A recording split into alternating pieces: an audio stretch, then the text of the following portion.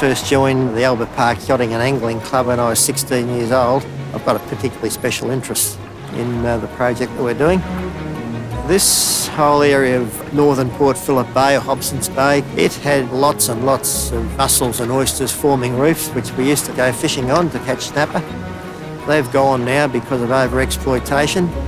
Around about the 1960s, there's dredging activities in the bay, mainly for scallops.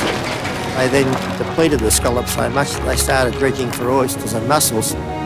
Now that the dredging's been stopped for 20-odd years, they weren't seeing any recovery. We started to think, is there any way we can try to bring this habitat back because it was so important to our fish species?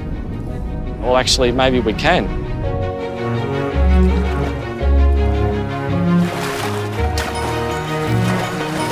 These reefs are incredible, creating fish habitat, filtering water. They were a biodiversity hotspot back in the day.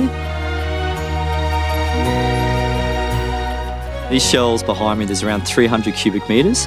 If we weren't recycling these shells, they would be in landfill right now. The bottom line is we need to rebuild the population of the native Angazi oysters. For the oyster reefs, we're approaching it by deploying 180 tonnes of limestone. A 24-metre long barge was towed out by a large tug.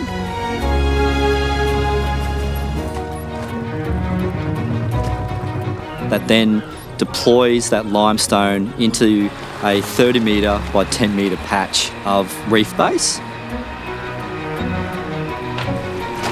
It means the world to me. There's been a lot of hard work over the last 2 years. For me, to be able to bring a habitat back to Port Phillip Bay, I feel like it's a real privilege.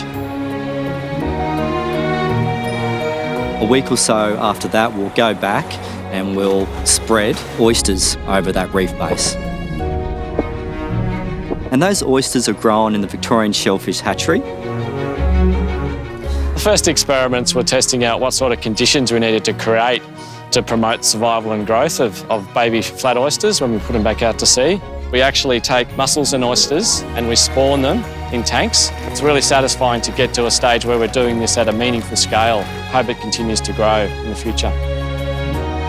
The other part of the process is bringing back the mussel reefs. So our plan is to use the recycled shells that are recycled from businesses like Little Creatures in Geelong and also seafood wholesalers to put down a bed of recycled shell and then live mussels on top.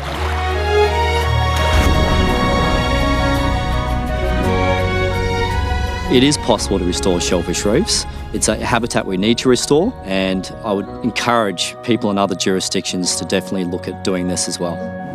The thing is, I can remember the way it was. I guess it's a kind of a dream to reintroduce the biodiversity that we once had and also have much cleaner water.